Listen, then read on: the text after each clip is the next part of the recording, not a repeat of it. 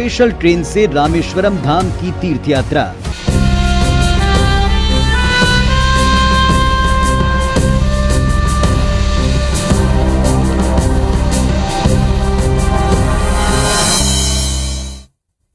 और चलिए सीधे रुख कर लेते हैं दिल्ली का। अब से कुछ ही देर बाद प्रधानमंत्री नरेंद्र मोदी दिल्ली के लाल किले के प्राचीर में ध्वजारोहण करेंगे। और देखिए इस वक्त यहां पर पहुंच चुके हैं प्रधानमंत्री नरेंद्र मोदी। देश में जश्न आजादी के रंग देखने को मिल रहे हैं। और एक बार फिर से प्रधानमंत्री नरेंद्र मोदी अब से थोड़ी देर पहले राजघाट में इन्होंने बापू के श्री कदमों पर वहां पर श्रद्धांजलि अर्पित की। और अब इसके बाद ये आगे बढ़ रहे हैं। रक्षा मंत्री राजनाथ सिंह यहाँ पर मौजूद है, तमाम कैबिनेट मिनिस्टर्स यहाँ पर मौजूद है। प्रधानमंत्री नरेंद्र मोदी की अगुवाई करने के लिए यहाँ पर पहुंचे हुए हैं और सभी का अभिवादन स्वीकार करते हुए आगे बढ़ते हुए यहां पर नजर आ रहे हैं प्रधानमंत्री नरेंद्र मोदी। आप देख सकते हैं पूरा यहां पर लाल कालीन बिछा हुआ है और यहां पर प्रधानमंत्री नरेंद्र मोदी को तमाम जो जवान है यहां पर गार्ड ऑफ ऑनर भी देंगे।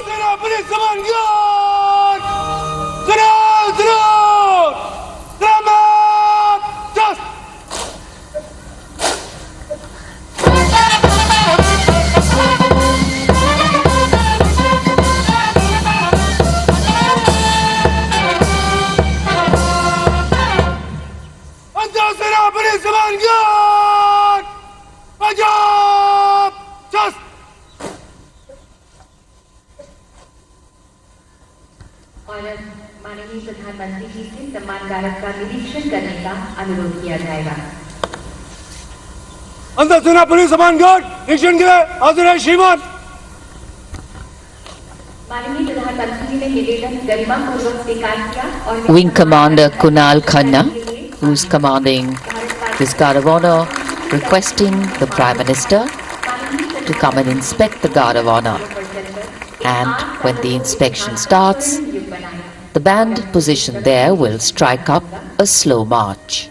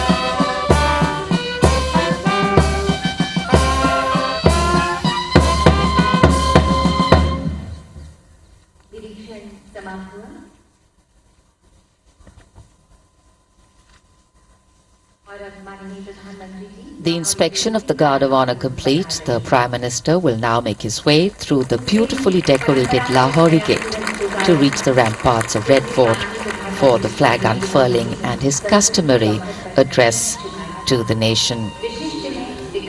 And today, as we take a look at our achievements, there is a sense of pride, but also a realization of the miles we need to walk for achieving the different shades of independence. The past can give us context and inspiration, but it is only in the present that we can sow the seeds of a better future. प्रधानमंत्री सम्मान गारद का निरीक्षण करने के बाद लाहौरी दरवाजे से अब लाल किले की प्राचीर की ओर अग्रसर, और आज उनके स्वागत में विशेष रूप से 2 हाथी भी वहां मौजूद। और इधर 41 फीट ऊंचे और 24 फीट चौड़े लाहौरी गेट से गुजरकर प्राचीर पर पहुंचने के लिए माननीय प्रधानमंत्री लिफ्ट की ओर अग्रसर हो रहे हैं। सन 1947 में जब 15 अगस्त को तिरंगा फहराया गया था, तब आकाश में बादल थे। तिरंगा फहराने के समय अचानक आकाश में इंद्रधनुष निकल आया था। लाल किले पर पहली बार तिरंगा 16 अगस्त 1947 की सुबह फहराया गया। उसके बाद से हर साल 15 अगस्त की सुबह प्रधानमंत्री ध्वजारोहण करते हैं और राष्ट्र को संबोधित करते हैं। जब लाल किला बनवाया गया था तो उस समय ये प्राचीर नहीं थी, इसे बाद में बनवाया गया। इसी प्राचीर पर 90 बरस तक यूनियन जैक दिखाई दिया और यहीं पहली बार 1947 में स्वतंत्र भारत का तिरंगा झंडा फहराया गया था। माननीय प्रधानमंत्री का लाल किले की प्राचीर पर आगमन, रक्षा मंत्री श्री राजनाथ सिंह, रक्षा राज्य मंत्री और तीनों सेनाओं के अध्यक्ष, थल सेना अध्यक्ष जनरल मनोज पांडे, नौसेना अध्यक्ष एडमिरल आर हरिकुमार, वायुसेना अध्यक्ष एयर चीफ मार्शल वी.आर. चौधरी ने उनकी अगवानी की।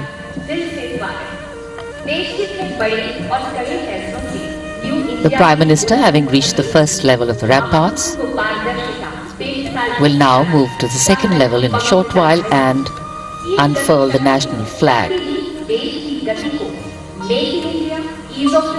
And as the national anthem will play to the booming of the 21-gun salute, the gently floating petals from the unfurled flag would be symbolic of the many opportunities that come our way to ensure that governance always and every time foregrounds the values enshrined in our Constitution.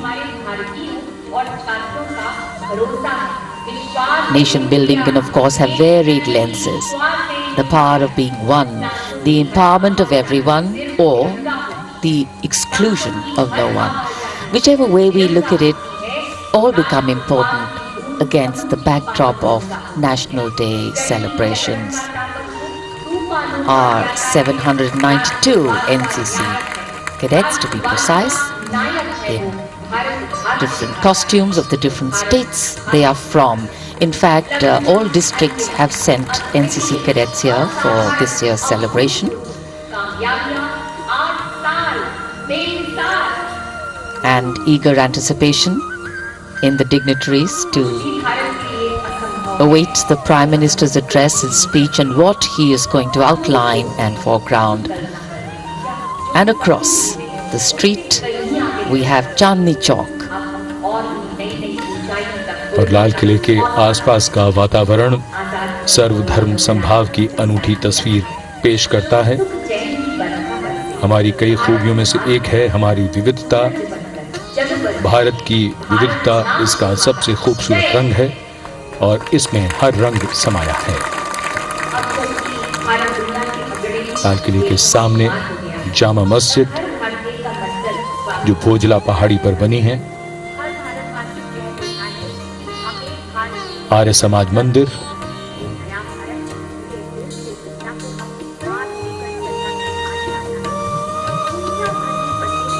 Bharat की संस्कृति और परंपरा यही है कि दुनिया में सबके लिए उसके दरवाजे खुले हैं। गुरुद्वारा सीसगंज, खुला मन, विशाल हृदय, पूरी दुनिया पूरी मानवता एक। गौरी शंकर मंदिर और जैन लाल मंदिर जिसमें पक्षियों का चिकित्सालय भी है।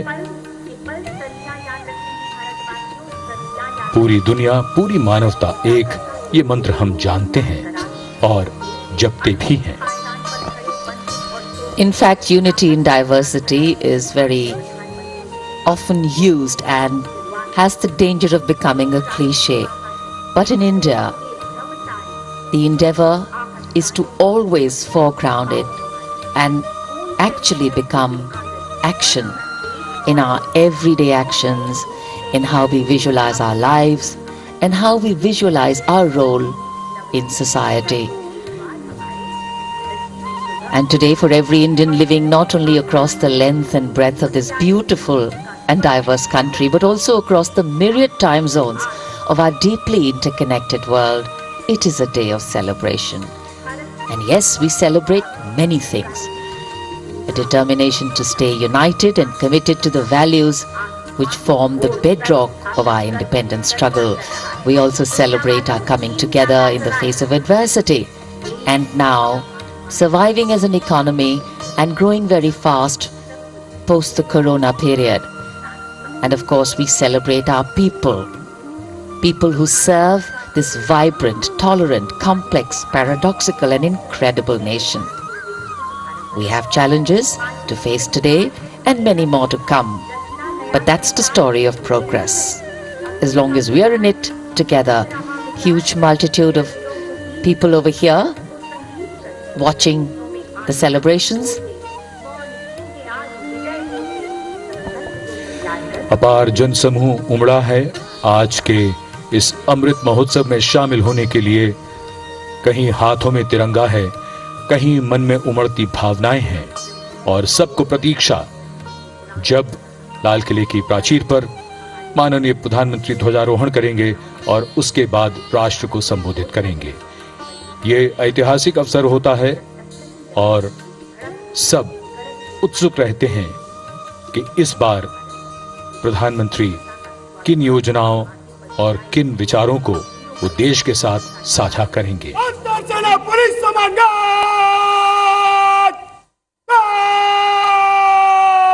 The Prime Minister has arrived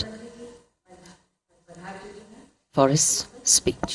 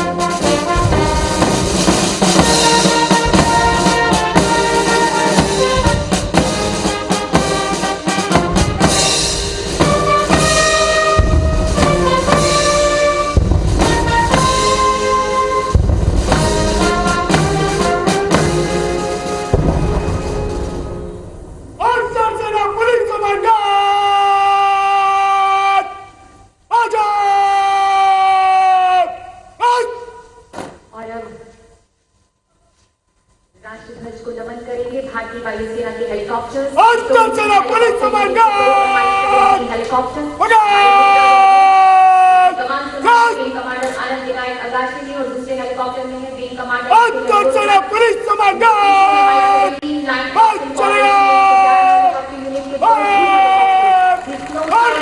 come on संभालिए wing commander Abhijit Kumar ने। दूसरे हेलीकॉप्टर में विंग कमांडर के 111 हेलीकॉप्टर यूनिट भारतीय वायुसेना की पहली यूनिट जिसने पूर्णतः स्वदेशी MK-111 को प्रतिस्थापित किया। Wing Commander TVR Singh, the Guard Commander of the National Flag Guard, giving the command, and the Guard marching away.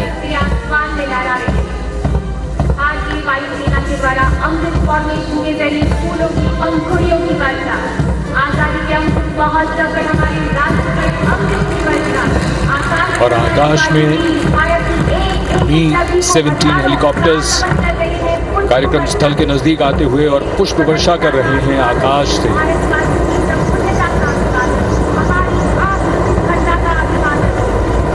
76वें स्वतंत्रता दिवस समारोह को एक नई ऊंचाई प्रदान करते हुए ये क्षण और उनके पीछे ध्रुव helicopters.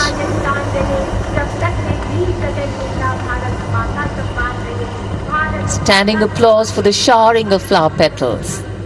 Smiles writ large on every face.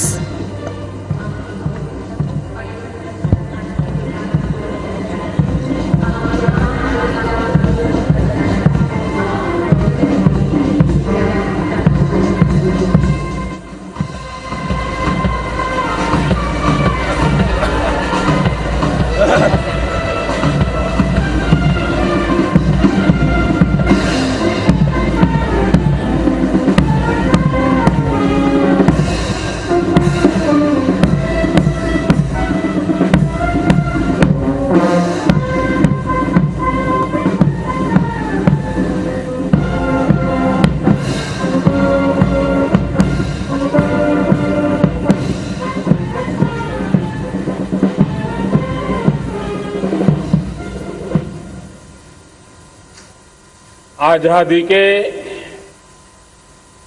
75 वर्ष पूर्ण होने पर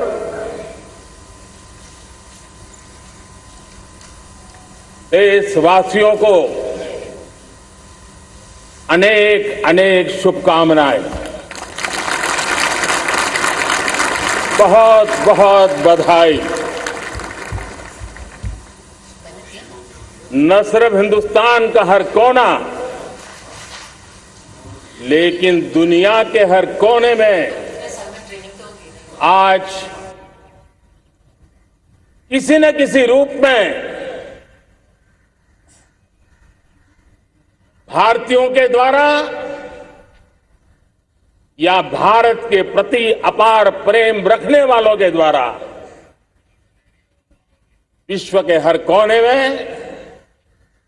यह हमारा तिरंगा आन बान शान के साथ लहरा रहा है। मैं विश्व भर में फैले हुए भारत प्रेमियों को, भारतीयों को आजादी के इस अमृत महोत्सव की बहुत बहुत बधाई देता हूं। आज का ये दिवस ऐतिहासिक दिवस है। एक पुण्य पड़ाव, एक नई राह, एक नए संकल्प और नए सामर्थ्य के साथ कदम बढ़ाने का ये शुभ अवसर है।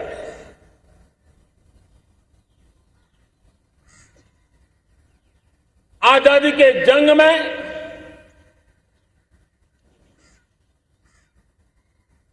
गुलामी का पूरा कालखंड संघर्ष में बीता है। हिंदुस्तान का कोई कोना ऐसा नहीं था, कोई काल ऐसा नहीं था जब देशवासियों ने सैकड़ों सालों तक गुलामी के खिलाफ जंग न किया हो, जीवन न खपाया हो, यातनाएं न झेली हो, आहुति न दी हो। आज हम सब देशवासियों के लिए ऐसे हर महापुरुष को, हर त्यागी को, हर बलिदानी को नमन करने का अवसर है, उनका ऋण स्वीकार करने का अवसर है और उनका स्मरण करते हुए उनके सपनों को जल्द से जल्द पूरा करने का संकल्प लेने का भी अवसर है।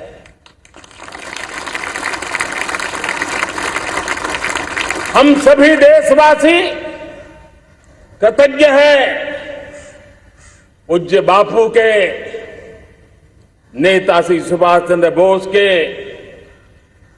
बाबा साहब आम्बेडकर के, वीर सावरकर के, जिन्होंने कर्तव्य पथ पर जीवन को खपा दिया। कर्तव्य पथ ही उनका जीवन पथ रहा। यह देश कृतज्ञ है मंगल पांडे, तात्या टोपे, भगत सिंह, सुखदेव, राजगुरु, चंद्रशेखर आजाद, अशफाक उल्लाह खान, राम प्रसाद बिस्मिल, अनगिनत ऐसे हमारे क्रांतिवीरों ने अंग्रेजों की हुकूमत की नींव हिला दी थी।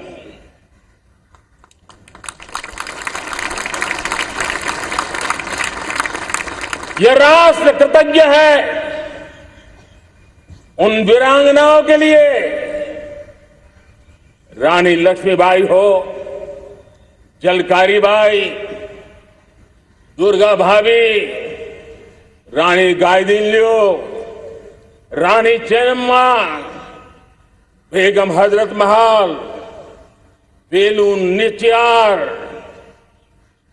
भारत की नारी शक्ति क्या होती है, भारत की नारी शक्ति का संकल्प क्या होता है, भारत की नारी त्याग और बलिदान की क्या पराकाष्ठा कर सकती है, वैसी अनगिनत वीरांगनाओं का स्मरण करते हुए हर हिंदुस्तानी गर्व से भर जाता है।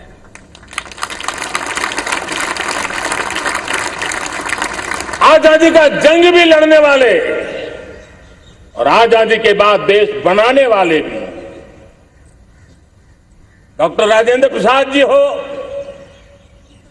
नेहरू जी हो, सरदार वल्लभ भाई पटेल, श्यामा प्रसाद मुखर्जी, लाल बहादुर शास्त्री, दीनदयाल उपाध्याय, जयप्रकाश नारायण, राम मनोहर लोहिया, आचार्य विनोबा भावे, नानाजी देशमुख, सुब्रमण्यम भारती, अनगिनत ऐसे महापुरुषों को आज नमन करने का अवसर है। जब आजादी के जंग की चर्चा करते हैं तो हम उन जंगलों में जीने वाले हमारे आदिवासी समाज का भी गौरव करना हम नहीं भूल सकते हैं। भगवान बिरसा मुंडा, सिद्धो कान्हू, अल्लूरी सीताराम राजू, गोविंद गुरु, अनगिनत नाम है जिन्होंने आजादी के आंदोलन की आवाज बन करके दूर सुदूर जंगलों में भी मेरे आदिवासी भाई बहनों में, माताओं में, युवकों में मातृभूमि के लिए जीने मरने की प्रेरणा जगाई। ये देश का सौभाग्य रहा है कि आजादी के जंग के कई रूप रहे हैं और उसमें एक रूप वो भी था जिसमें नारायण गुरु हो, स्वामी विवेकानंद हो, महर्षि अरविंदो हो, गुरुदेव रविंद्रनाथ टैगोर हो,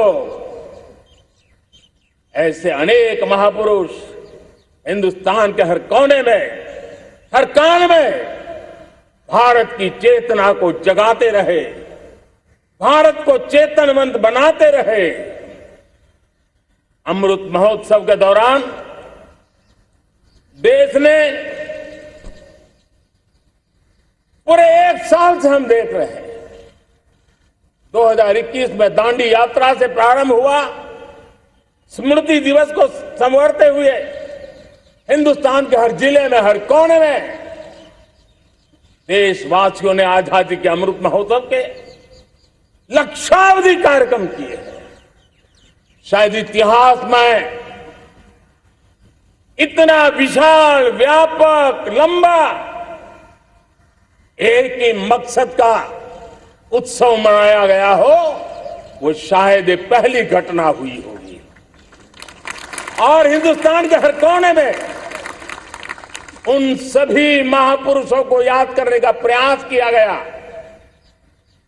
जिनको किसी न किसी कारणवश इतिहास में जगह न मिली या उनको भुला दिया गया था। आज देश ने खोज खोज करके हर कोने में ऐसे वीरों को, महापुरुषों को, त्यागियों को, बलिदानियों को, सत्याग्रहियों को याद किया, नमन किया। अमृत महोत्सव के दरमियान इन सभी महापुरुषों को नमन करने का अवसर रहा। कल 14 अगस्त को भारत ने विभाजन विभीषिका स्मृति दिवस भी बड़े भारी मन से हृदय के गहरे गांवों को याद करते हुए उन कोटि कोटि जनों ने बहुत कुछ सहन किया था, तिरंगे की शान के लिए सहन किया था, मातृभूमि की मिट्टी से मोहब्बत के कारण सहन किया था और धैर्य नहीं खोया था।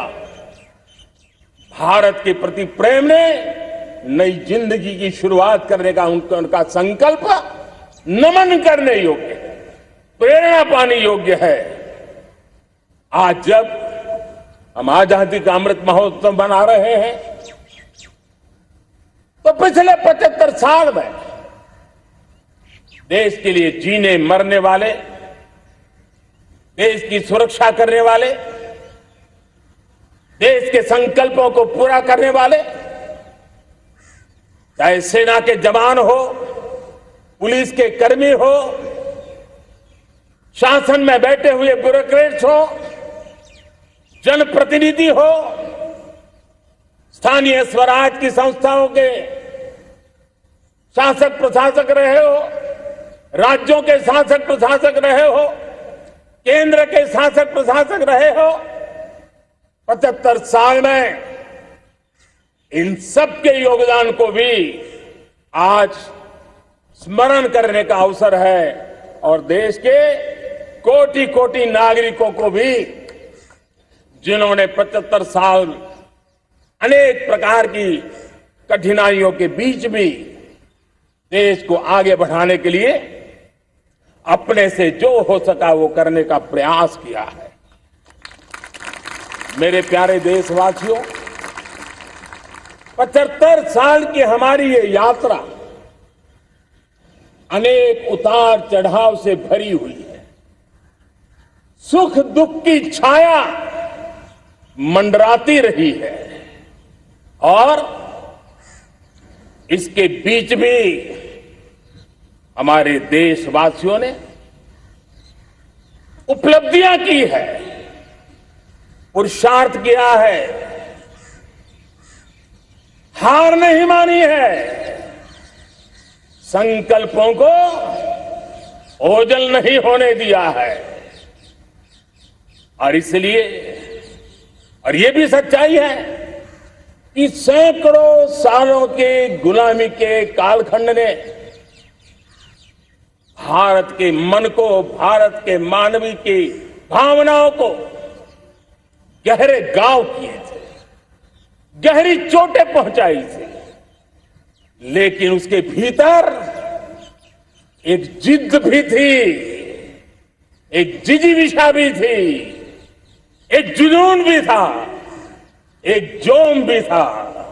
और उसके कारण अभावों के बीच में भी, उपहास के बीच में भी, और जब आजादी का जंग अंतिम चरण में था तो देश को डराने के लिए, निराश करने के लिए, हताश करने के लिए सारे उपाय किए गए थे। अगर आजादी आई, अंग्रेज चले जाएंगे तो देश टूट जाएगा, बिखर जाएंगे, लोग अंदर अंदर लड़ करके मर जाएंगे, कुछ नहीं बचेगा, अंधकार युग में भारत चला जाएगा।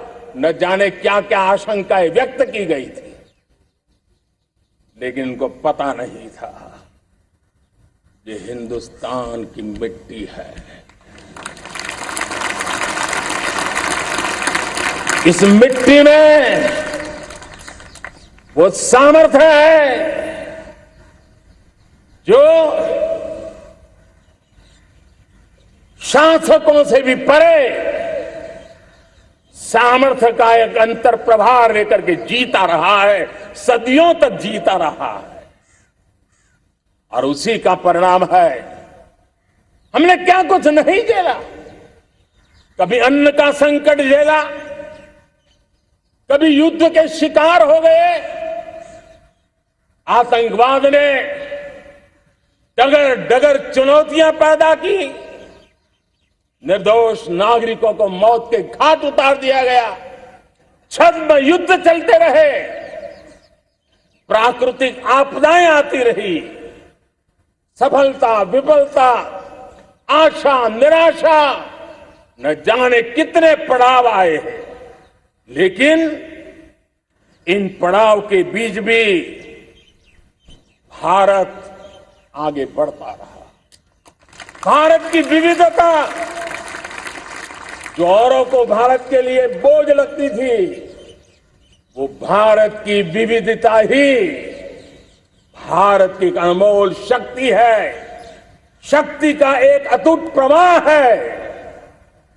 और दुनिया को पता नहीं था कि भारत के पास एक इनहेरेंट सामर्थ्य है, एक संस्कार सरिता है, एक मन मस्तिष्क का विचारों का बंधन है, और वो है भारत लोकतंत्र की जननी है, मदर ऑफ डेमोक्रेसी है। और जिनके जहन में लोकतंत्र होता है, वे जब संकल्प करके चल पड़ते हैं, वो सामर्थ्य दुनिया की बड़ी बड़ी सल्तनतों के लिए भी संकट का काल लेकर के आती है। ये मदर ऑफ डेमोक्रेसी, ये लोकतंत्र की जननी हमारे भारत ने सिद्ध कर दिया कि हमारे पास ये एक अनमोल सामर्थ्य है। मेरे प्यारे देशवासियों, 75 साल की यात्रा में आशाएं, अपेक्षाएं, उतार चढ़ाव सब कुछ के बीच में हर एक के प्रयास से हम जहां तक पहुंच पाए थे, पहुंचे थे। और 2014 में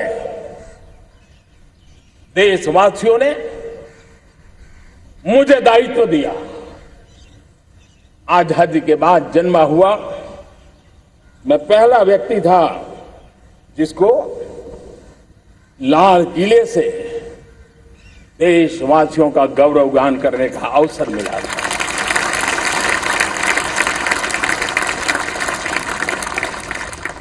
लेकिन मेरे दिल में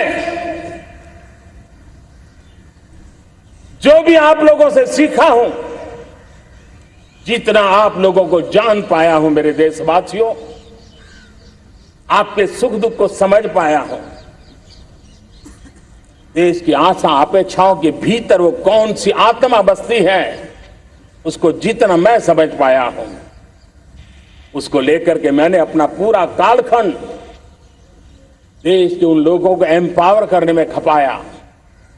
मेरे दलित हो, शोषित हो, पीड़ित हो, वंचित हो, आदिवासी हो, महिला हो, युवा हो, किसान हो, दिव्यांग हो, पूरब हो, पश्चिम हो, उत्तर हो, दक्षिण हो, समुद्र का तट हो, हिमालय की कंदराएं हो, हर कोने में महात्मा गांधी का जो सपना था आखिर इंसान की चिंता करने का, महात्मा गांधी जी की आकांक्षा थी अंतिम छोर पर बैठे हुए व्यक्ति को समर्थ बनाने की, मैंने अपने आप को उसके लिए समर्पित किया। और उन 8 साल का नतीजा और आजादी के इतने दशकों का अनुभव आज 75 साल के बाद जब अमृत काल की ओर कदम रख रहे हैं, अमृत काल की ये पहली प्रभात है, तब मैं एक ऐसे सामर्थ्य को देख रहा हूं और जिससे मैं गर्व से भर जाता हूं। देशवासियों, मैं आज देश का सबसे बड़ा सौभाग्य ये देख रहा हूं कि भारत का जनमन आकांक्षी जनमन है, एस्पिरेशनल सोसाइटी किसी भी देश की बहुत बड़ी अमानत होती है। और हमें गर्व है कि आज हिंदुस्तान के हर कोने में, हर समाज के हर वर्ग में, हर तबके में आकांक्षाएं उफान पर है। देश का हर नागरिक चीजें बदलना चाहता है, बदलते देखना चाहता है, लेकिन इंतजार करने को तैयार नहीं है, अपनी आंखों के सामने देखना चाहता है, कर्तव्य से जुड़ करके करना चाहता है, वो गति चाहता है, वो प्रगति चाहता है। 75 साल में संजोए हुए सारे सपने अपने ही आंखों के सामने पूरा करने के लिए वो लालायित है, उत्साहित है, उतावला भी है। कुछ लोगों को इसके कारण संकट हो सकता है, क्योंकि जब एस्पिरेशनल सोसाइटी होती है तब सरकारों को भी तलवार की धार पे चलना पड़ता है, सरकारों को भी समय के साथ दौड़ना पड़ता है। और मुझे विश्वास है, चाहे केंद्र सरकार हो, राज्य सरकार हो, स्थानीय स्वराज की संस्थाएं हो, किसी भी प्रकार की शासन व्यवस्था क्यों न हो, हर किसी को इन एस्पिरेशनल सोसाइटी को एड्रेस करना पड़ेगा। उनकी आकांक्षाओं के लिए हम ज्यादा इंतजार नहीं कर सकते। हमारे इस एस्पिरेशनल सोसाइटी ने लंबे अरसे तक इंतजार किया है, लेकिन अब वो अपनी आने वाली पीढ़ी को इंतजार में जीने के लिए मजबूर करने को तैयार नहीं है। और इसलिए ये अमृत काल का पहली प्रभात हमें उस एस्पिरेशनल सोसाइटी की आकांक्षाओं को पूरा करने के लिए एक बहुत बड़ा सुनहरा अवसर देकर के आई है। मेरे प्यारे देशवासियों, हमने पिछले दिनों देखा है, एक और ताकत का हमने अनुभव किया है, और वो है भारत में एक सामूहिक चेतना का पुनर्जागरण हुआ है। एक सामूहिक चेतना का पुनर्जागरण आजादी के इतने संघर्ष में से जो अमृत था वो अब संजोया जा रहा है, संकलित हो रहा है, संकल्प में परिवर्तित हो रहा है, पुरुषार्थ की पराकाष्ठा जुड़ रही है और सिद्धि का मार्ग नजर आ रहा है। ये चेतना, मैं समझता हूं कि चेतना का जागरण, ये पुनर्जागरण, ये हमारी सबसे बड़ी अमानत है। और ये पुनर्जागरण देखिए, 10 अगस्त तक लोगों को पता तक नहीं होगा शायद कि देश के भीतर कौन सी ताकत है, लेकिन पिछले 3 दिन से जिस प्रकार से तिरंगे झंडे को लेकर के, तिरंगा की यात्रा लेकर के देश चल पड़ा है। बड़े बड़े सोशल साइंस के एक्सपर्ट्स वे भी शायद कल्पना नहीं कर सकते कि मेरे भीतर के अंदर कितने, मेरे देश के भीतर कितना बड़ा सामर्थ्य है, एक तिरंगे झंडे ने दिखा दिया है। यह पुनर्चेतना, पुनर्जागरण का पल है। ये लोग समझ नहीं पाए हैं। जब हिंदुस्तान का हर कोना निकल पड़ता है तब उस चेतना की अनुभूति है। जब देश ताली थाली बजा करके कोरोना वॉरियर के साथ कंधे से कंधा मिला करके खड़ा हो जाता है तब चेतना की अनुभूति होती है। जब दिया जला करके कोरोना वॉरियर की शुभकामना देने के लिए देश निकल पड़ता है तब उस चेतना की अनुभूति होती है। दुनिया कोरोना के कालखंड में वैक्सीन लेना या न लेना, वैक्सीन काम का है कि नहीं है, उस उलझन में जी रहा था। उस समय मेरे देश के गांव गरीब भी 200 करोड़ डोज दुनिया को चौंका देने वाला काम करके दिखा देते हैं। यही चेतना है, यही सामर्थ्य है। इस सामर्थ्य ने आज देश को एक नई ताकत दी है। मेरे प्यारे भाइयों बहनों, तीसरा एक महत्वपूर्ण सामर्थ्य मैं देख रहा हूं। जैसे एस्पिरेशनल सोसाइटी, जैसे पुनर्जागरण, वैसे ही आजादी के इतने दशकों के बाद पूरे विश्व का भारत की तरफ देखने का नजरिया बदल चुका है। विश्व भारत की तरफ गर्व से देख रहा है, अपेक्षा से देख रहा है। समस्याओं का समाधान भारत की धरती पर दुनिया खोजने लगी है। दोस्तों, विश्व का ये बदलाव, विश्व की सोच में ये परिवर्तन 75 साल की हमारी अनुभव यात्रा का परिणाम है। हम जिस प्रकार से संकल्पों लेकर चल पड़े हैं। दुनिया इसे देख रही है और आखिरकार विश्व भी उम्मीदें लेकर के जी रहा है। उम्मीदें पूरे करने का सामर्थ्य कहां पड़ा है वो उसे दिखने लगा है।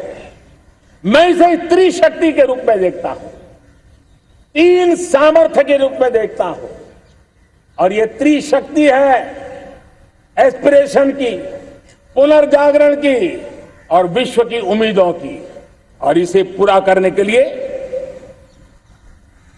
हम जानते हैं दोस्तों, आज दुनिया में एक विश्वास जगने में मेरे देशवासियों की बहुत बड़ी भूमिका है। 130 करोड़ देशवासियों ने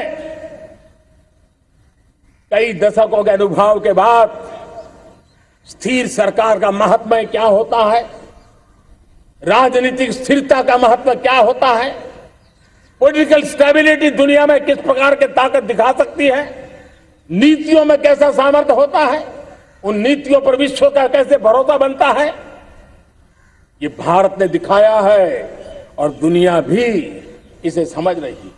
और हम जब राजनीतिक स्थिरता हो, नीतियों में गतिशीलता हो, निर्णयों में तेजी हो, सर्वव्यापकता हो, सर्वसमावेशकता हो, तो विकास के लिए हर कोई भागीदार बनता है। हमने सबका साथ सबका विकास का मंत्र लेकर के हम चले थे, लेकिन देखते ही देखते देशवासियों ने सबका विश्वास और सबका प्रयास से उसमें और रंग भर दिए हैं। और इसलिए हमने देखा है हमारी सामूहिक शक्ति को, हमारे सामूहिक सामर्थ्य को हमने देखा है। आजादी का अमृत महोत्सव जिस प्रकार से बनाया गया, जिस प्रकार से हर जिले में 75 अमृत सरोवर बनाने का अभियान चल रहा है, गांव गांव के लोग जुड़ रहे हैं, कार सेवा कर रहे हैं, अपने प्रयत्नों से अपने गांव में जल संरक्षण के लिए बड़ा अभियान चला रहे हैं। और इसलिए भाइयों बहनों, चाहे स्वच्छता का अभियान हो, चाहे गरीबों के कल्याण का काम हो, देश आज पूरी शक्ति से आगे बढ़ रहा है। लेकिन भाइयों बहनों, हम लोग आजादी के अमृत काल में हमारी 75 साल की यात्रा को उसका गौरवगान करते रहेंगे, अपनी ही पीठ थपथपाते रहेंगे, तो हमारे सपने कहीं दूर चले जाएंगे। और इसलिए 75 साल का कालखंड कितना ही शानदार रहा हो, कितने ही संकटों वाला रहा हो, कितने ही चुनौतियों वाला रहा हो, कितने ही सपने अधूरे दिखते हो, उसके बावजूद भी आज जब हम अमृत काल में प्रवेश कर रहे हैं, अगले 25 वर्ष हमारे देश के लिए अत्यंत महत्वपूर्ण है। और इसलिए जब मैं आज मेरे सामने लाल किले पर से 130 करोड़ देशवासियों के सामर्थ्य का स्मरण करता हूं,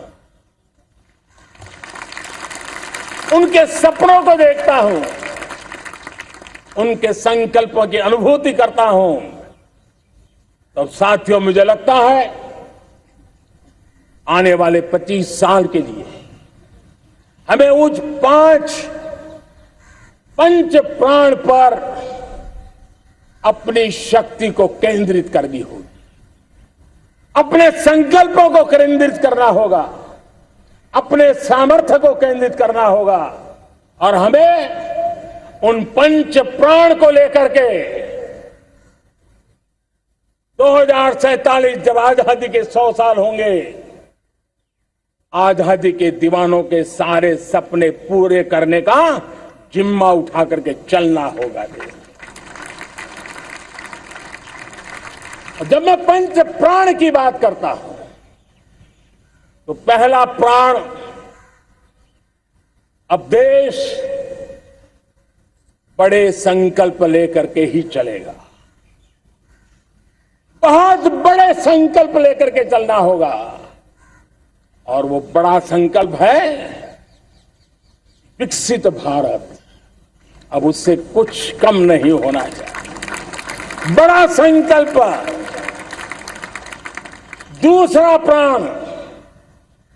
दूसरा प्राण है किसी भी कोने में हमारे मन के भीतर, हमारे आदतों के भीतर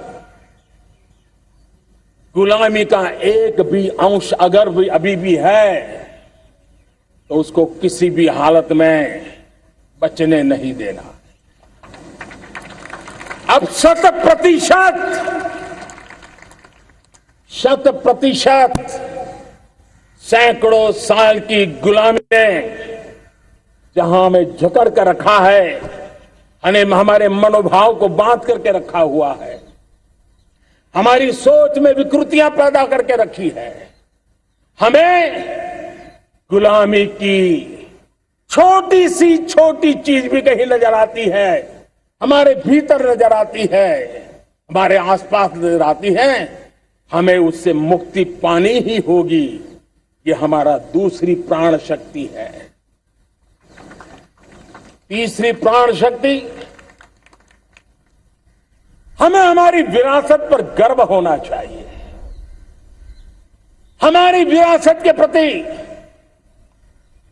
क्योंकि यही विरासत है जिसने कभी भारत को स्वर्णिम काल दिया था, और यही विरासत है जो समय को अनुकूल परिवर्तन करने की आदत रखती है।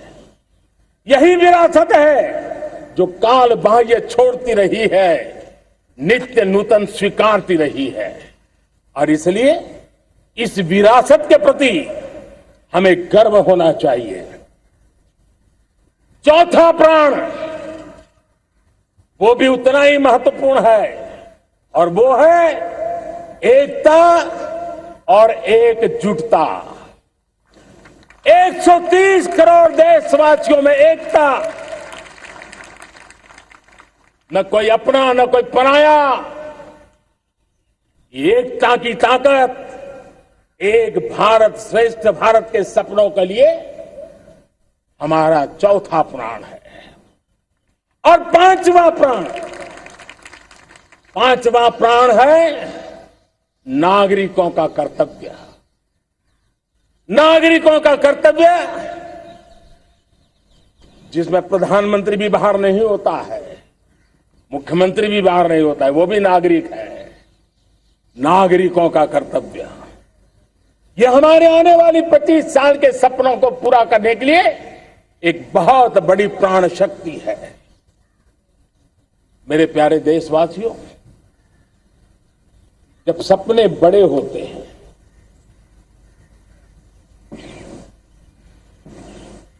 जब संकल्प बड़े होते हैं, तो पुरुषार्थ भी बहुत बड़ा होता है, शक्ति भी बहुत बड़ी मात्रा में जुट जाती है।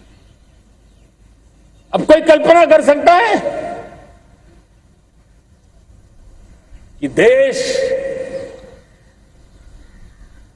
40-42 के कालखंड को याद कीजिए। देश उठ खड़ा हुआ था, किसी ने हाथ में झाड़ू लिया था, किसी ने तकली ली थी, किसी ने रेंटिया लिया था, किसी ने सत्याग्रह का मार्ग चुना था, किसी ने संघर्ष का मान चुना था, किसी ने क्रांति की वीरता का रास्ता चुना था। लेकिन संकल्प बड़ा था, आजादी। और ताकत देखिए, बड़ा संकल्प था तो आजादी लेके रहे, हम आजाद हो गए। अगर संकल्प छोटा होता, सीमित होता, तो शायद आज भी संघर्ष करने के दिन चालू रहते। लेकिन संकल्प बड़ा था तो हमने हासिल भी किया। मेरे प्यारे देशवासियों, अब आज जब अमृत काल की पहली प्रभात है, तो हमें इस 25 साल में विकसित भारत बना के रहना है अपनी आंखों के सामने। और जो 20, 22, 25 साल के नौजवान मेरे देश के मेरे सामने है, मेरे देश के नौजवानों, जब देश आजादी के 100 साल मनाएगा, तब आप 50-55 के हुए होंगे। मतलब आपके जीवन का ये स्वर्णिम काल, आपकी उम्र के ये 25-30 साल भारत के सपनों को पूरा करने का काल है। आप संकल्प लेकर के मेरे साथ चल पड़िए साथियों, तिरंगे झंडे की शपथ लेकर के चल पड़िए। हम सब पूरी ताकत से लगे आए। बड़ा संकल्प, मेरा देश विकसित देश होगा, डेवलप कंट्री होगा। विकास के हर पैरामीटर में हम मानव केंद्रीय व्यवस्था को विकसित करेंगे। हमारे केंद्र में मानव होगा, हमारे केंद्र में के मानव की आशा आकांक्षाएं होगी। हम जानते हैं भारत जब बड़े संकल्प करता है तो करके भी दिखाता है। जब मैंने यहां स्वच्छता की बात कही थी मेरे पहले भाषण में, देश चल पड़ा, जिससे जहां हो सका स्वच्छता की ओर आगे बढ़ा और गंदगी के प्रति नफरत एक स्वभाव बनता गया। यही तो देश है जिसने इसको करके दिखाया है और कर भी रहा है, आगे भी करना है।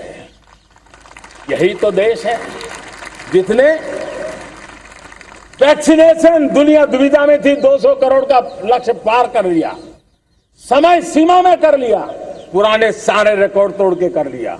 ये देश कर सकता है। हमने तय किया था देश को, खाड़ी के तेल पर हम गुजारा करते हैं, झाड़ी के तेल की ओर कैसे बढ़े। 10% इथेनॉल ब्लेंडिंग का सपना बड़ा लगता था, पुराना इतिहास बताता था संभव नहीं है, लेकिन समय से पहले 10% इथेनॉल ब्लेंडिंग करके देश ने इस सपने को पूरा कर दिया। भाइयों बहनों, 2.5 करोड़ लोगों को इतने कम समय में बिजली कनेक्शन पहुंचाना छोटा काम नहीं था, देश ने करके दिखाया। लाखों परिवारों के घर में जल से नल, नल से जल, नल से जल पहुंचाने का काम आज देश तेज गति से कर रहा है। खुले में शौच से मुक्ति भारत के अंदर आज संभव हो पाया है। मेरे प्यारे देशवासियों, अनुभव कहता है कि एक बार हम सब संकल्प लेकर के चल पड़े तो हम निर्धारित लक्ष्यों को पार कर सकते। रिन्यूएबल एनर्जी का लक्ष्य हो,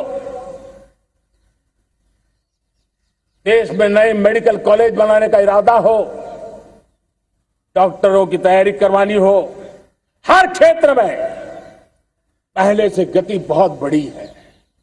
और इसलिए मैं कहता हूं, अब आने वाले 25 साल बड़े संकल्प के हो। यही हमारा प्राण, वही हमारा प्रण भी होना चाहिए। दूसरी बात मैंने कही है, उस प्राण शक्ति की मैंने चर्चा की है कि गुलामी की मानसिकता। देश की सोचिए भाइयों, कब तक दुनिया हमें सर्टिफिकेट बांटती रहेगी? कब तक दुनिया के सर्टिफिकेट पर हम गुजारा करेंगे? क्या हम अपने मानक नहीं बनाएंगे? क्या 130 करोड़ का देश अपने मानकों को पार करने के लिए पुरुषार्थ नहीं कर सकता है? हमें किसी भी हालत में औरों के जैसा दिखने की कोशिश करने की जरूरत नहीं है। हम जैसे हैं वैसे, लेकिन सामर्थ्य के साथ खड़े होंगे, ये हमारा मिजाज होना चाहिए। हमें गुलामी से मुक्ति चाहिए। हमारे मन के भीतर दूर दूर 7 समंदर के नीचे भी गुलामी का तत्व नहीं बच रहना चाहिए। और मैं आशा देखता हूं, जिस प्रकार से नई राष्ट्रीय शिक्षा नीति बनी है, जिस मंथन के साथ बनी है, कोटि कोटि लोगों के विचार प्रवाह को संकलित करते हुए बनी है, और भारत की धरती की जमीन से जुड़ी हुई शिक्षा नीति बनी। रसखस हमारी धरती के मिले हैं। हमने जो कौशल्य पर बल दिया है, ये एक ऐसा सामर्थ्य है जो हमें गुलामी से मुक्ति की ताकत देगा। हमने देखा है कभी कभी तो हमारी टैलेंट भाषा के बंधनों में बन जाती है। ये गुलामी की मानसिकता का परिणाम है। हमें हमारे देश की हर भाषा पे गर्व होना चाहिए। वो हमें भाषा आती हो या ना आती हो, लेकिन मेरे देश की भाषा है, मेरे पूर्वजों ने दुनिया को दी हुई ये भेंट सौगात है, हमें गर्व होना चाहिए। मेरे साथियों, आज डिजिटल इंडिया का रूप हम देख रहे हैं, स्टार्टअप देख रहे हैं। कौन लोग हैं? ये वो टैलेंट है जो टियर 2, टियर 3 सिटी में किसी गांव गरीब के परिवार में बसे हुए लोग हैं। ये हमारे नौजवान हैं जो आज नई नई खोज के साथ दुनिया के सामने आ रहे हैं। गुलामी की मानसिकता हमें उसे तिलांजलि देनी पड़ेगी, अपने सामर्थ्य पर भरोसा करना होगा। दूसरी एक बात जो मैंने कही, तीसरी मेरी प्राण शक्ति की बात है, वो है हमारी विरासत पर हमें गर्व होना चाहिए। जब हम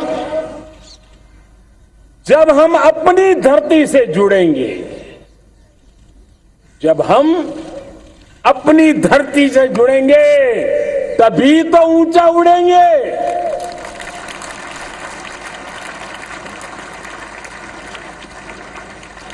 और जब हम ऊंचा उड़ेंगे तो हम विश्व को भी समाधान दे पाएंगे।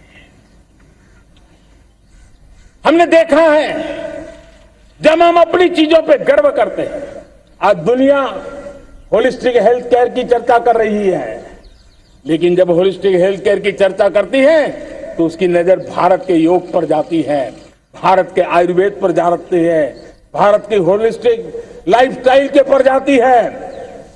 ये हमारी विरासत है, हम जो दुनिया को दे रहे हैं। दुनिया आज उससे प्रभावित हो रही है। अब हमारी ताकत देखिए, हम वो लोग हैं जो प्रकृति के साथ जीना जानते हैं, प्रकृति को प्रेम करना जानते हैं। आज विश्व पर्यावरण की जो समस्याओं से जूझ रहा है, हमारे पास वो विरासत है। ग्लोबल वार्मिंग की समस्याओं के समाधान का रास्ता हम लोगों के पास है, हमारे पूर्वजों ने दिया हुआ है। जब हम लाइफस्टाइल की बात करते हैं, एनवायरमेंट फ्रेंडली लाइफस्टाइल की बात करते हैं, हम लाइफ मिशन की बात करते हैं, तो दुनिया का ध्यान आकर्षित करते हैं। हमारे पास ये सामर्थ्य है। हमारा बड़ा धान, मोटा धान, मिलेट, हमारे यहां तो घर घर की चीज रही है।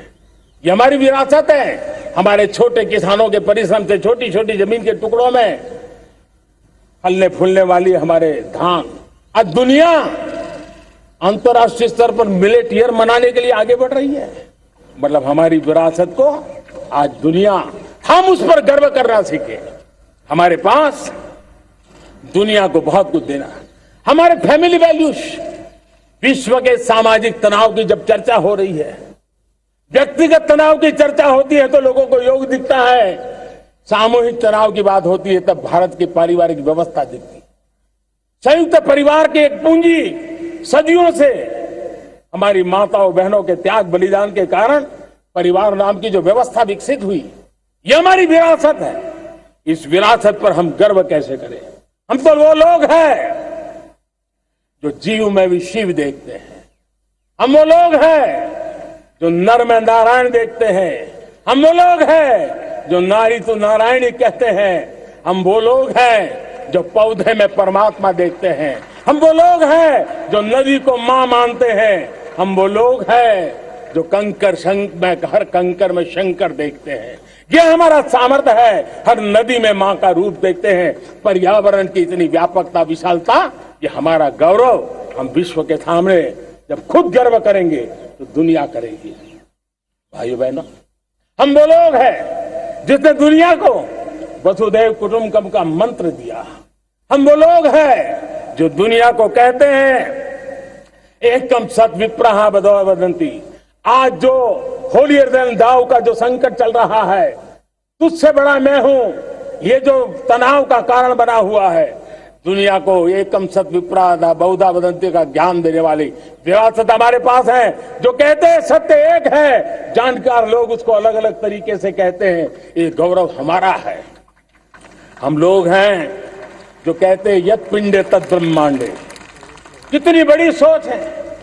जो ब्रह्मांड में है वो हर जीव मात्र में है। यत पिंडे तत् ब्रह्मांडे, ये कहने वाले हम लोग हैं। हम वो लोग हैं जितने दुनिया का कल्याण देखा है। हम जन कल्याण से जग कल्याण के राही रहे हैं।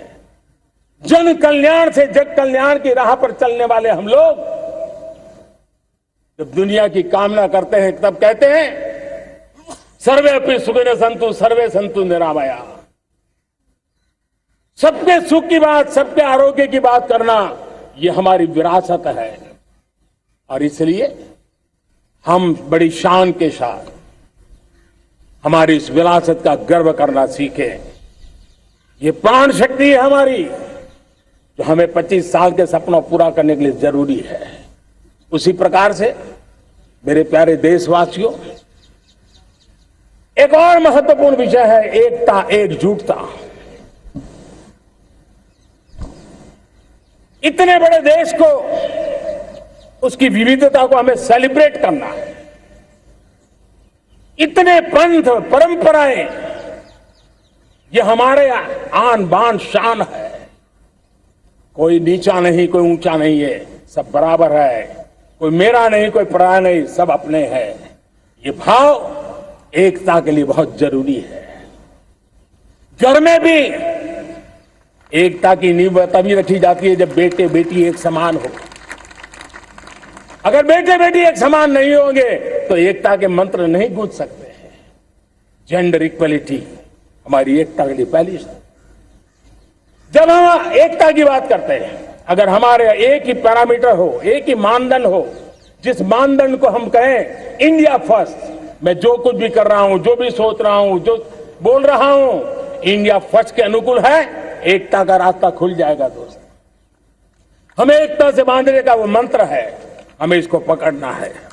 मुझे पूरा विश्वास है कि हम समाज के अंदर ऊंच नीच के भेदभावों से, मेरे तेरे के भेदभावों से हम सब की पुजारी बने। श्रमेव जयते कहते हैं हम, श्रमिक का सम्मान, ये हमारा स्वभाव होना चाहिए। लेकिन भाइयों बहनों, मैं लाल किले से मेरी एक पीड़ा और कहना चाहता हूं। ये दर्द मैं कहे बिना नहीं रह सकता। मैं जानता हूं कि शायद लाल किले का विषय नहीं हो सकता, लेकिन मेरे भीतर का दर्द मैं कहां कहूंगा। देशवासियों के सामने नहीं कहूंगा तो कहां कहूंगा। और वो है, किसी न किसी कारण से हमारे अंदर एक ऐसी विकृति आई है, हमारी बोलचाल में, हमारे व्यवहार में, हमारे कुछ शब्दों में, हम नारी का अपमान करते हैं।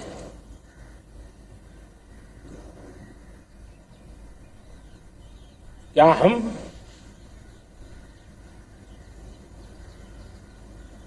स्वभाव से, संस्कार से, रोजमर्रा की जिंदगी में नारी को अपमानित करने वाली हर बात से मुक्ति का संकल्प ले सकते हैं?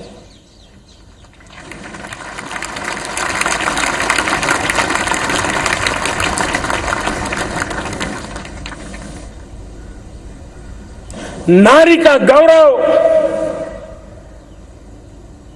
राष्ट्र के सपने पूरे करने में बहुत बड़ी पूंजी बनने वाला है।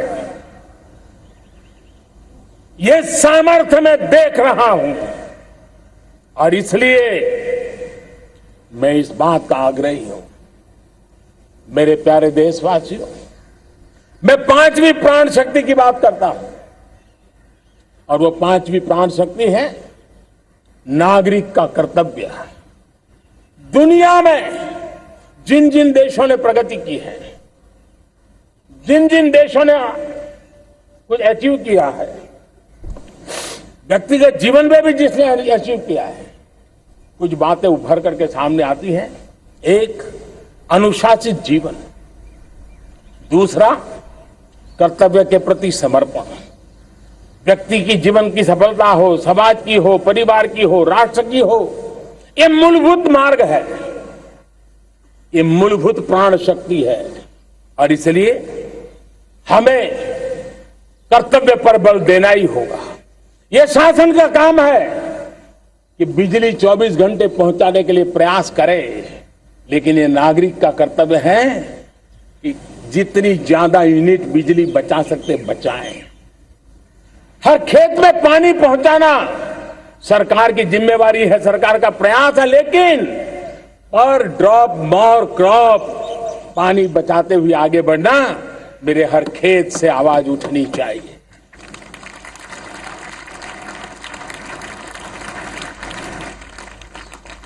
केमिकल मुक्त खेती, ऑर्गेनिक फार्मिंग, प्राकृतिक खेती, ये हमारा कर्तव्य है।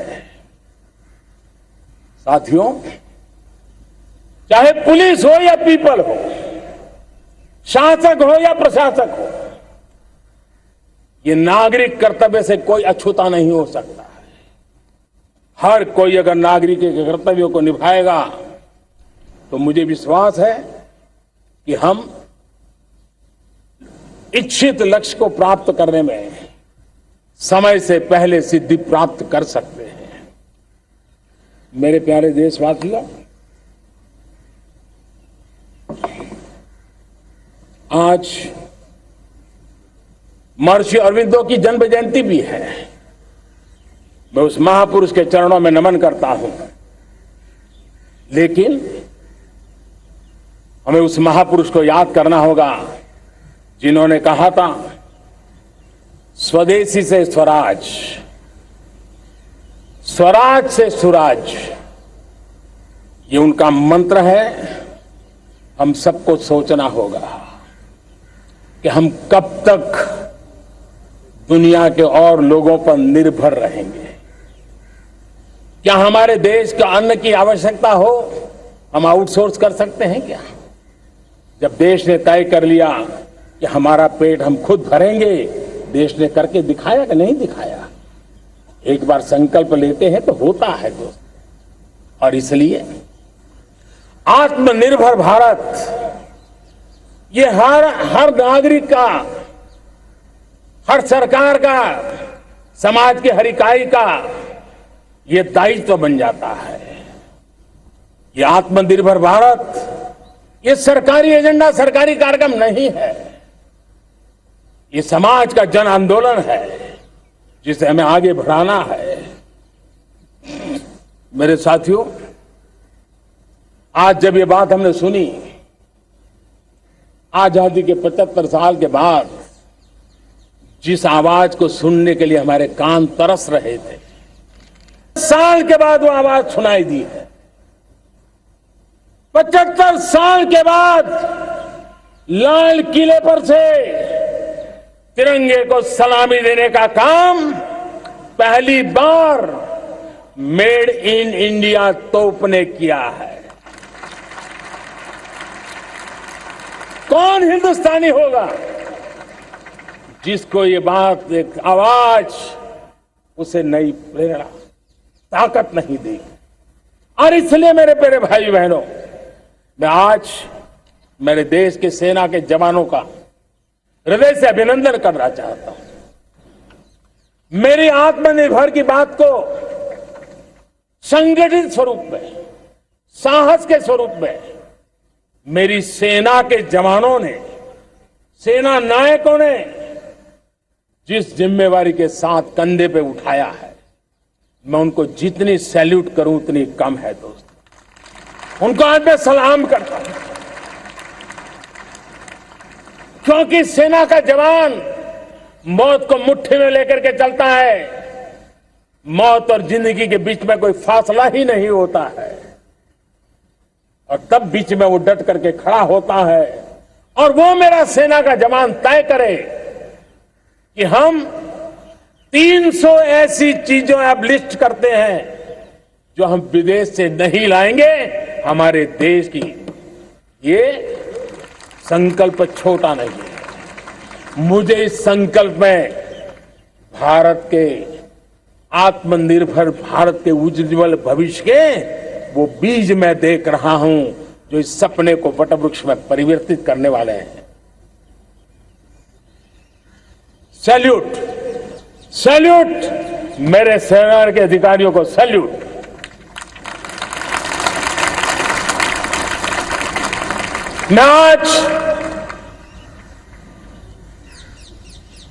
मैं मेरे छोटे छोटे बालकों को 5 साल 7 साल की आयु के बालक, उनको भी सैल्यूट करना चाहता हूं, उनको भी सलाम करना चाहता हूं। जब देश के सामने चेतना जगी, मैंने सैकड़ों परिवारों से सुना है 5-5, 7 साल के बच्चे घर में कह रहे हैं कि अब हम विदेशी खिलौने से नहीं खेलते। 5 साल का बच्चा घर में विदेशी खिलौने से नहीं खेलेंगे, ये जब सब संकल्प करता है ना, तब आत्मनिर्भर भारत उसकी रगों में दौड़ता है।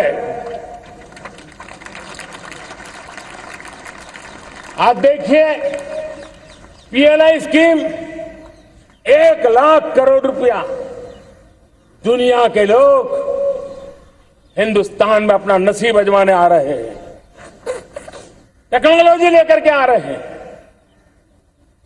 रोजगार के नए अवसर बना रहे हैं। भारत मैन्युफैक्चरिंग हब बनता जा रहा है, आत्मनिर्भर भारत की बुनियाद बना रहा है। आज इलेक्ट्रॉनिक गुड्स मैन्युफैक्चरिंग हो, मोबाइल फोन का मैन्युफैक्चरिंग हो, आज देश बहुत तेजी से प्रगति कर रहा है।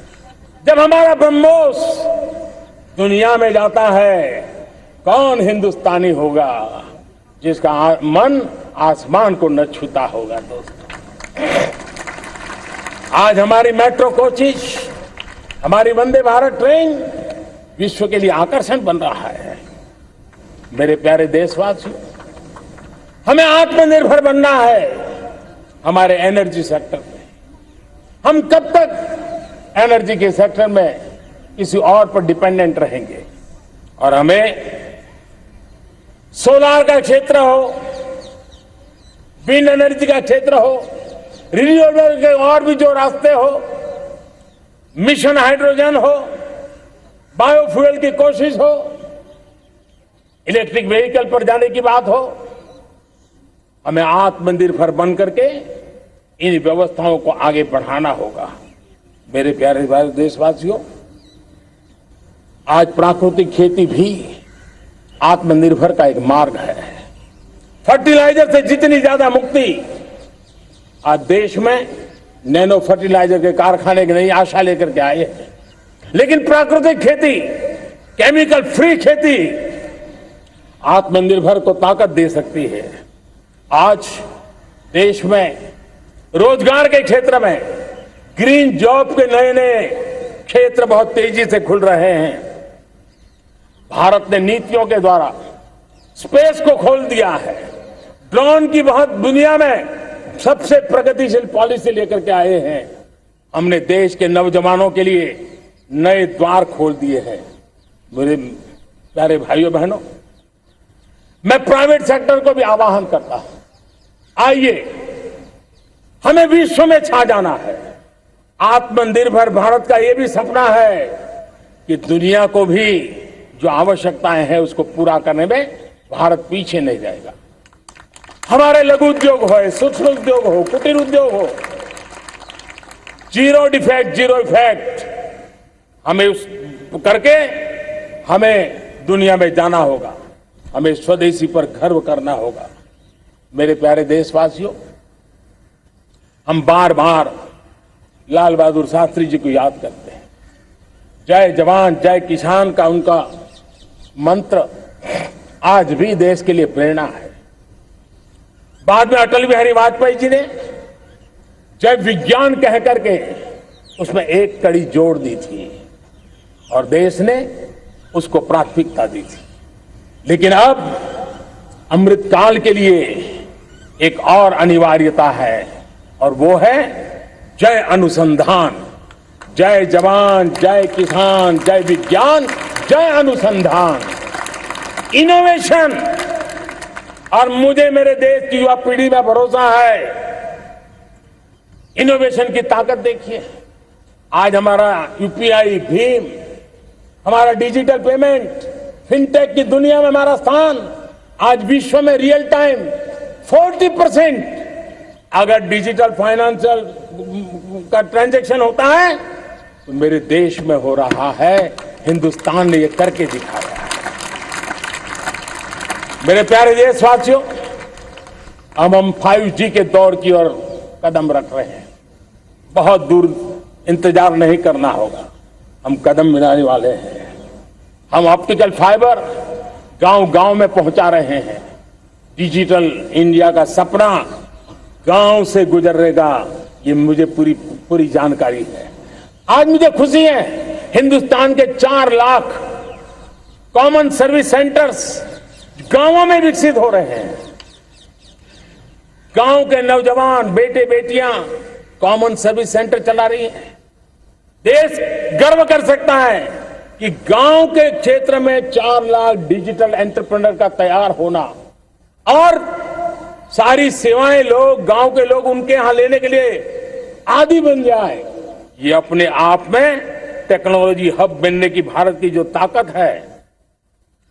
मेरे प्यारे देशवासियों, ये जो डिजिटल इंडिया का मूवमेंट है, जो सेमीकंडक्टर की ओर हम कदम मांड रहे हैं, 5G की ओर कदम मांड रहे हैं, ऑप्टिकल फाइबर का नेटवर्क बिछा रहे हैं, ये सिर्फ आधुनिकता की पहचान ऐसा नहीं है। 3 बड़ी ताकतें इसके अंदर समाहित है। शिक्षा में आमूलचूल क्रांति, ये डिजिटल माध्यम से आने वाली है। स्वास्थ्य सेवाओं में आमूलचूल क्रांति डिजिटल से आने वाली है। कृषि जीवन में भी बहुत बड़ा बदलाव डिजिटल से आने वाला है। एक नया विश्व तैयार हो रहा है। भारत उसे आगे बढ़ाने के लिए, और मैं साफ देख रहा हूं दोस्तों, ये डेकेड मानव जात के लिए टेकेड का समय है, टेक्नोलॉजी का डेकेड है। भारत के लिए तो ये टेकेड जिसका मन टेक्नोलॉजी से जुड़ा हुआ है, आईटी की दुनिया में भारत ने अपना एक लोहा बनवा लिया है, तो ये टेकेड का सामर्थ्य भारत के प्रयास है। हमारा अटल इनोवेशन मिशन, हमारे इंक्यूबेशन सेंटर, हमारे स्टार्टअप एक नया पूरा क्षेत्र का विकास कर रहे हैं। युवा पीढ़ी के लिए नए अवसर लेकर के आ रहे हैं। स्पेस मिशन की बात हो, हमारा डीप ओशन मिशन की बात हो, समुद्र की गहराई में जाना हो या हमें आसमान को छूना हो, ये नए क्षेत्र हैं जिसको लेकर के हम आगे बढ़ रहे हैं। मेरे प्यारे देशवासियों, हम इस बात को न भूलें, और भारत ने सदियों से देखा हुआ है, जैसे देश में कुछ नमूना रूप कामों की जरूरत होती है, कुछ बड़ी बड़ी ऊंचाइयों की जरूरत होती है, लेकिन साथ साथ धरातल पर मजबूती बहुत आवश्यक होती है। भारत की आर्थिक विकास की संभावनाएं धरातल की मजबूती से जुड़ी हुई है, और इसलिए हमारे छोटे किसान, उनका सामर्थ्य, हमारे छोटे उद्यमी, उनका सामर्थ्य, हमारे लघु उद्योग, कुटीर उद्योग, सूक्ष्म उद्योग, रेडी पटरी वाले लोग, घरों में काम करने वाले लोग, ऑटो रिक्शा चलाने वाले लोग, बस सेवाएं देने वाले लोग, ये समाज का जो सबसे बड़ा तबका है, इसका सामर्थ्यवान होना भारत के सामर्थ्य की गारंटी है। और इसलिए हमारे आर्थिक विकास की ये जो मूलभूत जमीनी ताकत है, उस ताकत को सर्वाधिक बल देने की दिशा में हमारा प्रयास चल रहा है। मेरे प्यारे देशवासियों, हमारे पास 75 साल का अनुभव है। हमने 75 साल में कई सारी सिद्धियां भी प्राप्त की हैं। हमने 75 साल के अनुभव में नए सपने भी संजोए हैं, नए संकल्प भी लिए हैं। लेकिन अमृतकाल के लिए हमारे मानव संसाधन का ऑप्टिमम आउटकम कैसे हो, हमारी प्राकृतिक संपदा का ऑप्टिमम आउटकम कैसे हो, इस लक्ष्य को लेकर के हमें चलना है। और तब मैं पिछले कुछ सालों से अनुभव से कहना चाहता हूं, आपने देखा होगा आज अदालत के अंदर देखिए, हमारी वकील के क्षेत्र में काम करने वाले हमारी नारी शक्ति किस ताकत के साथ नजर आ रही है। आप ग्रामीण क्षेत्र में जनप्रतिनिधि के रूप में देखिए, हमारी नारी शक्ति किस मिजाज से, समर्पित भाव से अपनी गांवों की समस्याओं को सुलझाने में लगी हुई है। आज ज्ञान का क्षेत्र देख लीजिए, विज्ञान का क्षेत्र देख लीजिए, हमारे देश की नारी शक्ति सिरमौर नजर आ रही है। आज हम पुलिस में देखें, हमारी नारी शक्ति लोगों की सुरक्षा की जिम्मेवारी उठा रही है। हम जीवन के हर क्षेत्र में देखें, खेलकूद का मैदान देखें या युद्ध की भूमि देखें, भारत की नारी शक्ति एक नए सामर्थ्य, नए विश्वास के साथ आगे आ रही है। मैं इसको भारत की 75 साल की जो यात्रा में जो योगदान है, उसमें अब कई गुना योगदान आने वाले 25 साल में मैं मेरी नारी शक्ति का देख रहा हूं, मेरी माताओं, बहनों का, मेरी बेटियों का देख रहा हूं। और इसलिए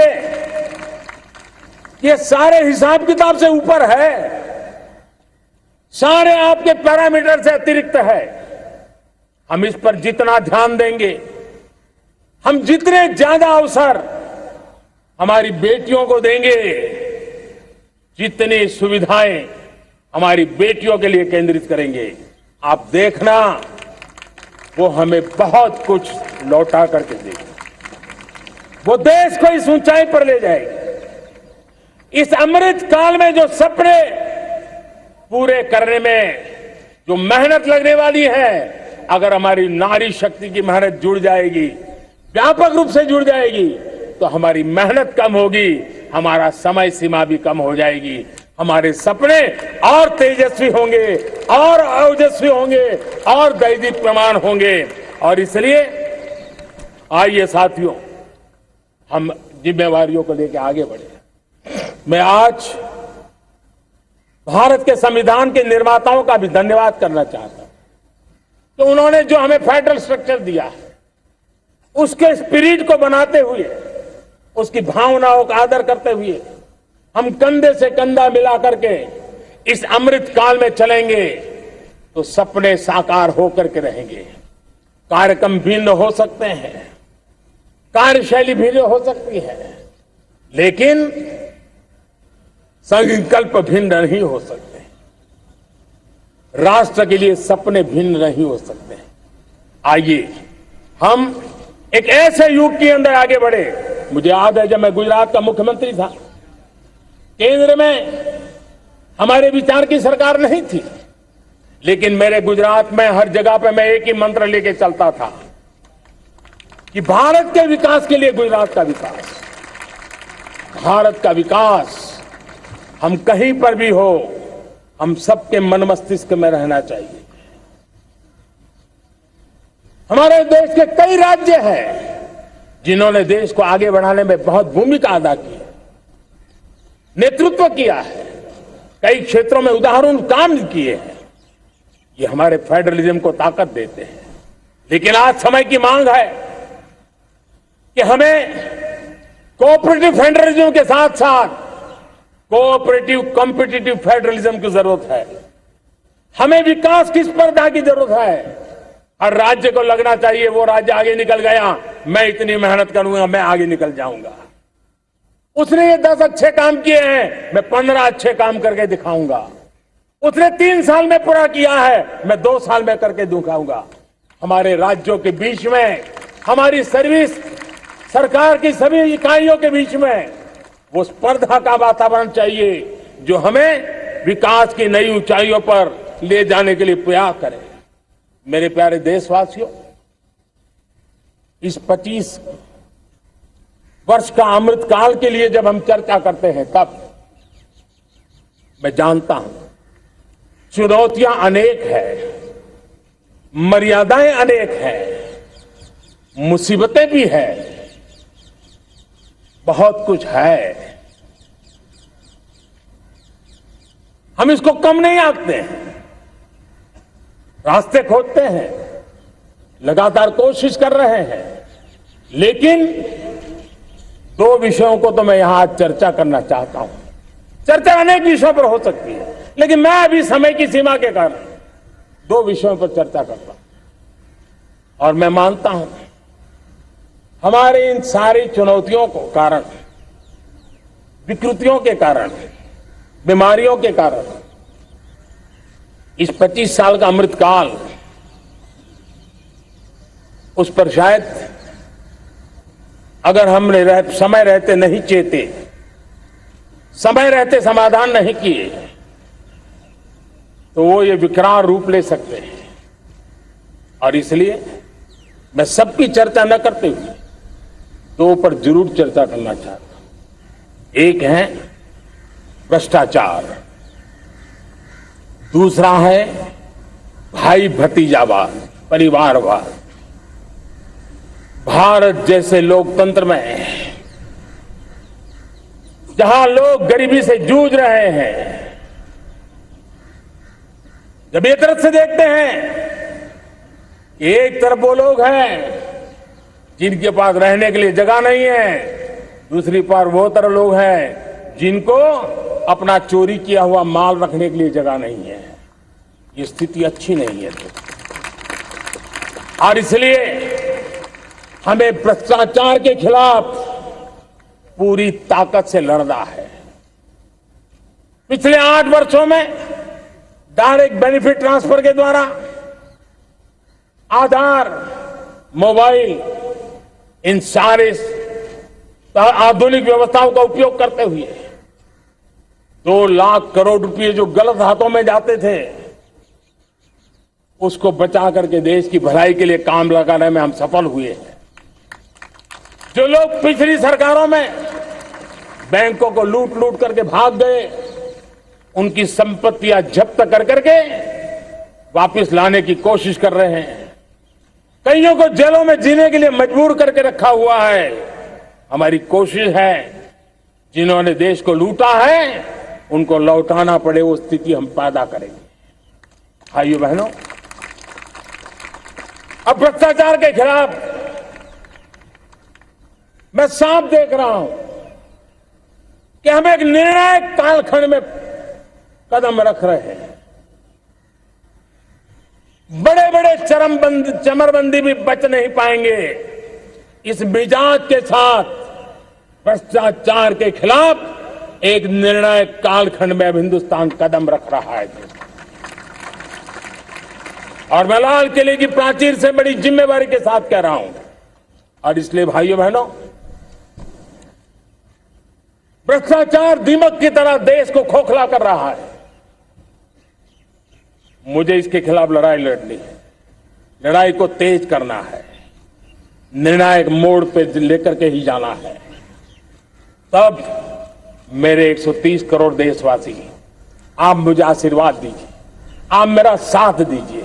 मैं आज आपसे साथ मांगने आया, आपका सहयोग मांगने आया हूं, ताकि मैं इस लड़ाई को लड़ पाऊं, इस लड़ाई को देश जीत पाए और सामान्य नागरिक की जिंदगी भ्रष्टाचार ने तबाह करके रखी हुई है। मैं मेरे इन सामान्य नागरिक की जिंदगी को फिर से शान बान शान के लिए जीने के लिए रास्ता बनाना चाहता हूं।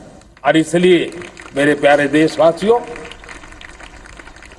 ये चिंता का विषय है कि आज देश में भ्रष्टाचार के प्रति नफरत तो दिखती है, व्यक्त भी होती है, लेकिन कभी कभी भ्रष्टाचारियों के प्रति उदारता बरती जाती है।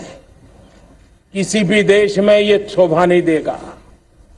कई लोग तो इतनी बेशर्मी तक चले जाते हैं कि कोर्ट में सजा हो चुकी हो, भ्रष्टाचारी सिद्ध हो चुका हो, जेल जाना तय हो चुका हो, जेल गुजार रहे हो, उसके बावजूद भी उनका महिमा मंडन करने में लगे रहते हैं, उनकी शान शौकत में लगे रहते हैं, उनकी प्रतिष्ठा बनाने में लगे रहते हैं।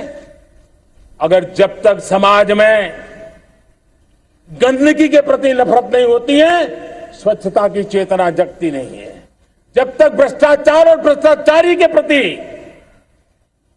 नफरत का भाव पैदा नहीं होता है, सामाजिक रूप से उसको नीचा देखने के लिए मजबूर नहीं करते, तब तक एक मानसिकता खत्म होने वाली नहीं है। और इसलिए भ्रष्टाचार के प्रति भी और भ्रष्टाचारियों के प्रति भी हमें बहुत जागरूक होने की जरूरत है। दूसरी एक चर्चा मैं करना चाहता हूं, भाई भतीजावाद।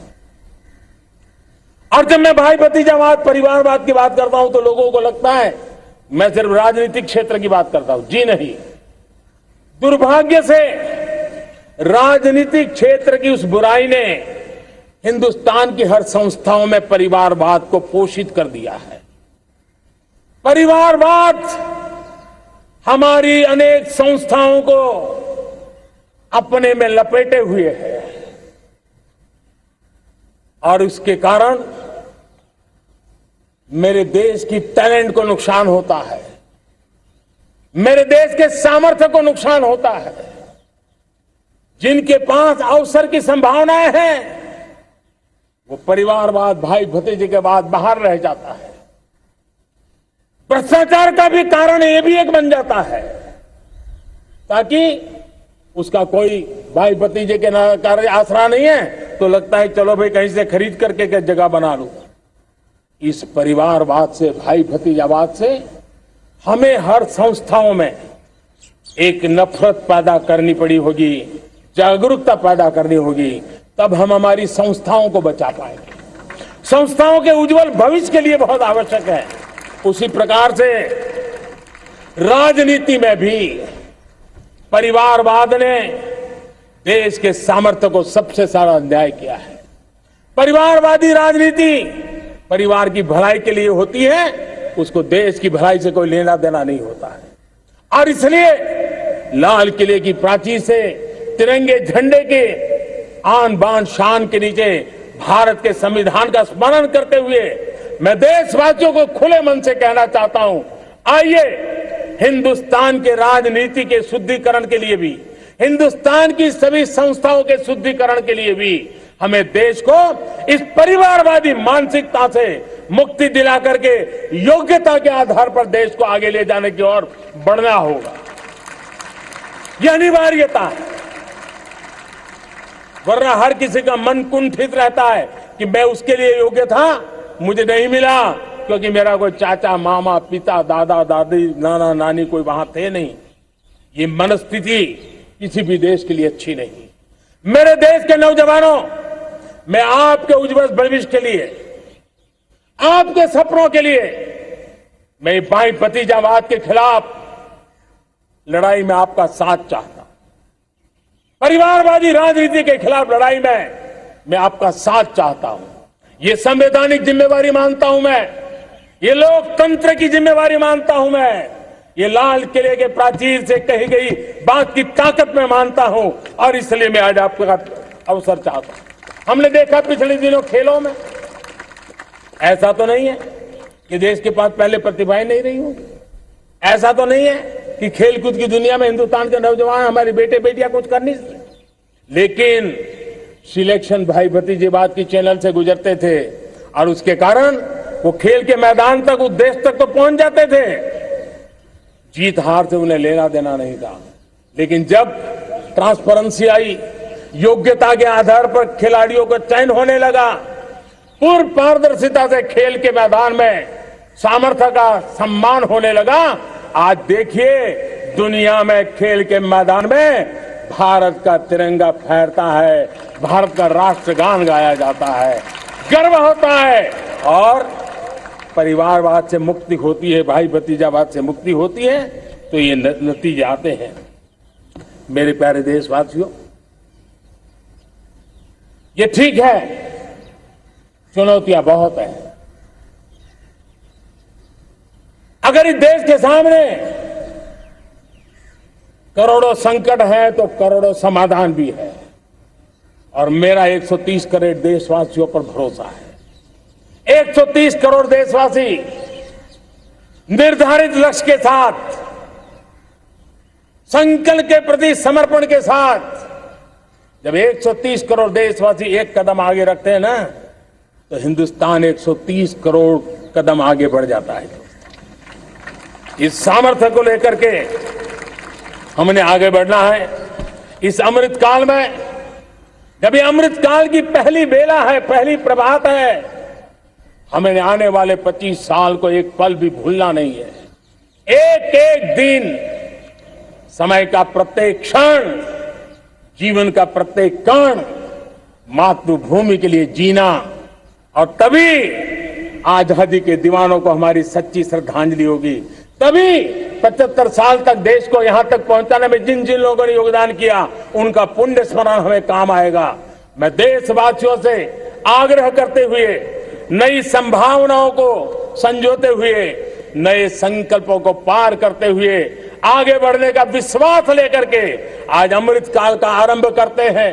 आजादी का अमृत महोत्सव अब अमृत काल की दिशा में पलट चुका है, आगे बढ़ चुका है। तब इस अमृत काल में सबका प्रयास अनिवार्य है, सबका प्रयास ही परिणाम लाने वाला है। टीम इंडिया की भावना ही देश को आगे बढ़ने वाली है। 130 करोड़ देशवासियों की ये टीम इंडिया एक टीम के रूप में आगे बढ़ करके सारे सपनों को साकार करेंगी। इसी पूरे विश्वास के साथ मेरे साथ बोलिए, जय हिंद, जय हिंद, जय हिंद। भारत माता की, भारत माता की, भारत माता की। वंदे वंदे वंदे। बहुत बहुत धन्यवाद।